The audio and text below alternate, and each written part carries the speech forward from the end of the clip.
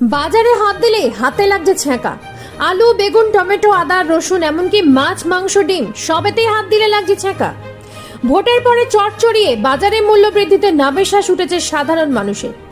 জ্যোতি আলু এই মুহূর্তে 35 থেকে 40 টাকা, চন্দ্রমুখী আলু 40 থেকে 45 টাকা, বেগুন 150 থেকে 200 টাকা, টমেটো 80 টাকা, পটল পেঁপে 50 টাকা, কাঁচা লঙ্কা 150 টাকা, ঢেঁড়স 60 টাকা। বিনসের দাম শুনলে অবাক হবেন, 300 টাকা কেজি এখন বিনস। করলা 80 টাকা, আদা 220 থেকে 230 টাকা, রসুন 300 টাকা।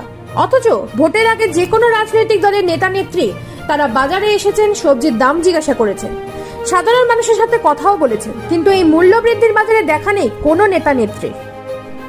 তবে এই দ্রব্যমূল্য বৃদ্ধি নিয়ে উদ্বিগ্ন মুখ্যমন্ত্রী মমতা বন্দ্যোপাধ্যায়। আজ বাজার কমিটির সাথে বৈঠকে বসতে চলেছেন মুখ্যমন্ত্রী। জানা যাচ্ছে, বাজার কমিটির প্রতিনিধিরা ছাড়াও রাজ্য প্রশাসন স্তরের শীর্ষ